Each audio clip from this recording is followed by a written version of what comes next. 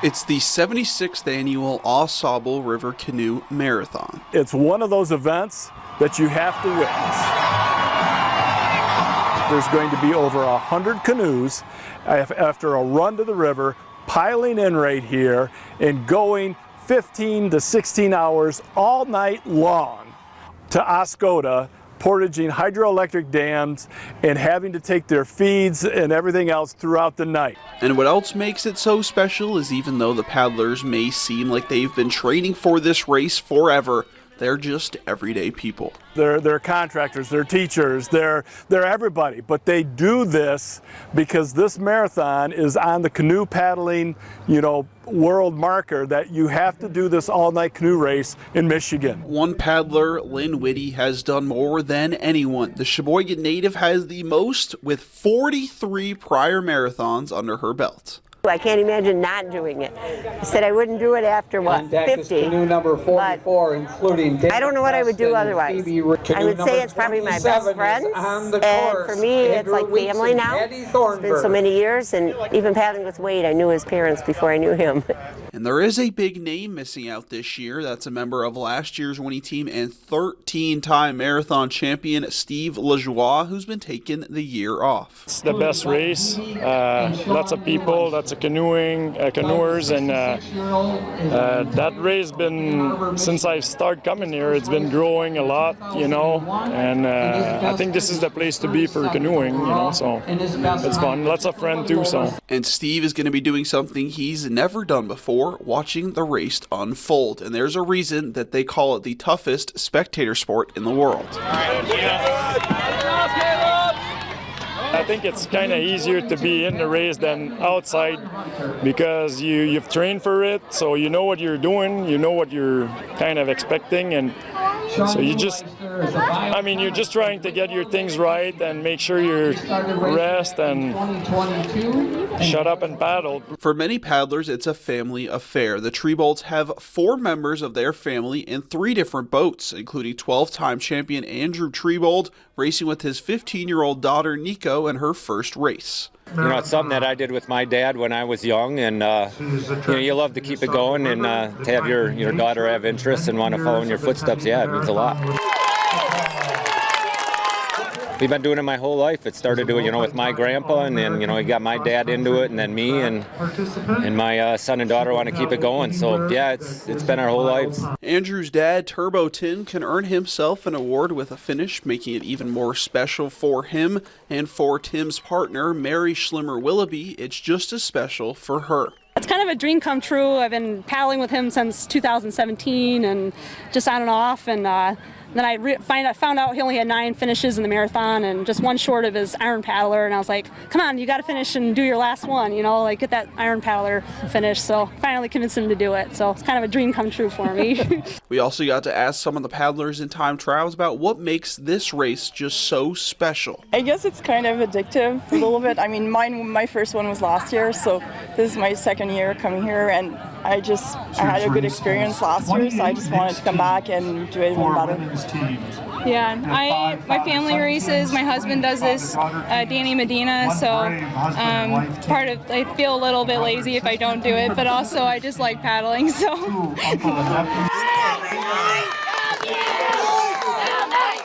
For me, I grew up in Grayling, so something I always wanted to do. I never thought it'd turn into 14 straight years, but here I am. And for me, the challenge is very important, so this race is perfect for me. A couple of Northern Michigan guys made history in their time trial, becoming the fastest ever All-Michigan team.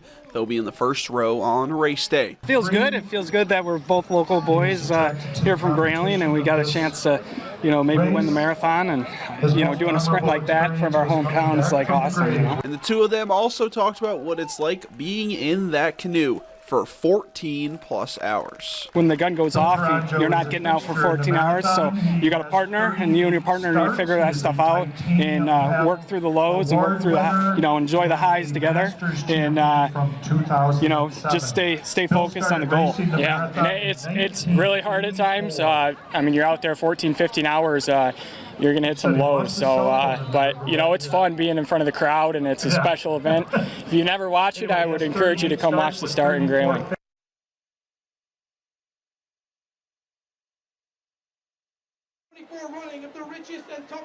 race in North America.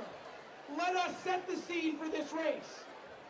As George Blaha shared with us just a half hour ago, Steve Lajoie, the 13-time champion, is not in tonight's field. Instead, we have 3 co-favorites to win. Is it going to be Canoe 02, Wes Dean and Ryan Halstead?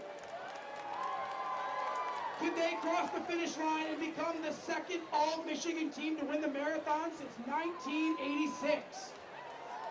Or will it be boat number 55, Mike Davis, and 22 champion Guillaume Blay, who finish on top?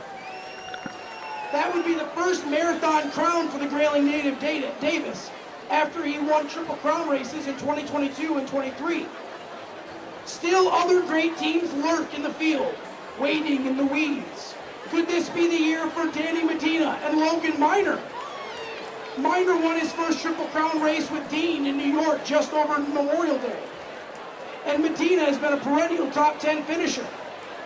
Medina and Minor won the Spikes Challenge just over a week ago. And they are your pole sitter tonight, the #1 sprinting team. All right, and further down the field for the race, for the mixed title, has plenty to get excited about. Michael Schlimmer and Ev Chamberlain are back to defend their mixed title from 2023 and look to become the 6th mixed team to go back-to-back. They will still face stiff competition from Ivan English and Edith McCaddy of Saskatchewan, Canada. In the Masters division, Patrick Madden of New York and local favorite judge Colin Hunter in Canoe Deuce Deuce are the favorites to win the 40th division. But competition is expected to be fierce with a near record number of Masters teams entered into the race. In the seniors division, that's 50 plus, the brother-brother team of Seth and Stephen Miller are back in Canoe 74. They would be a strong favorite to win the division, but Ivan English and Edith McCaddy are also both over 50 and are expected to finish in or near the top 10. Dan Mecklenburg and John Webb in Canoe 57 are favored to win the Veterans Division, which would make them the first ever back-to-back champions in the 60-plus division history.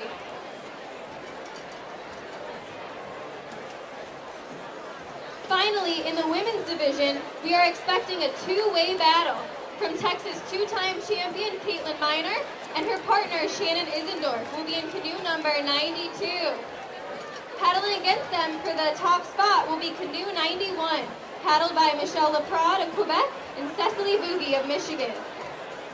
In just moments, the paddlers will sprint down Peninsular Avenue and into the AuSable once again. Who will win the 76th annual Consumers Energy AuSable River Canoe Marathon? Ladies and gentlemen, let's get on your feet. We are down to just 6 minutes away. Let's get loud. We also have one last round of t-shirts, which of course you're excited about.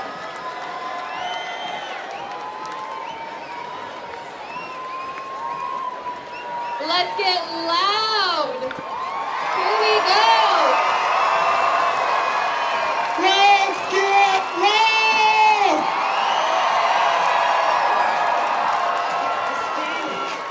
Inside my bones, it goes electric, baby, when I turn it on. All through my city, all through my show. The guiding from the ceiling when we in the zone.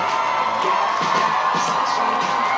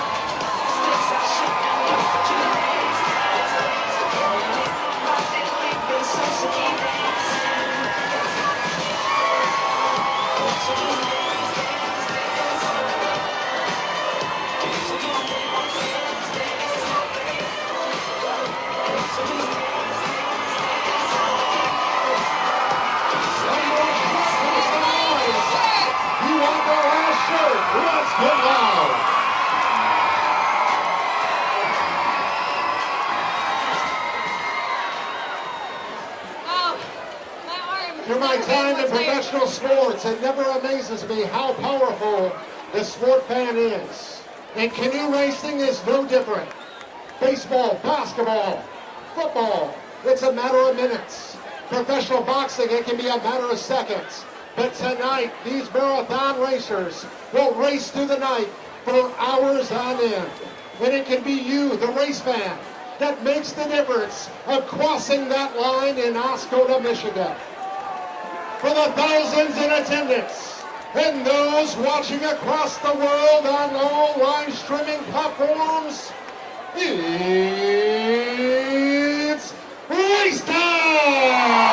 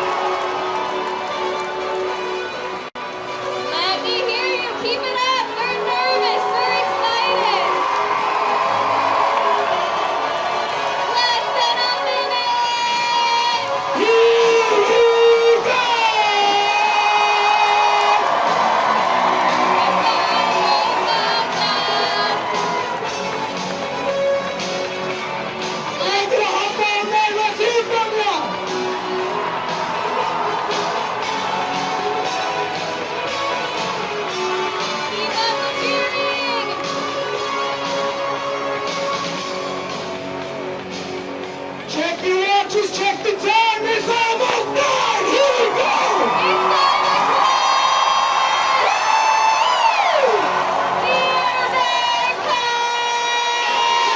Texas, right here in Canada,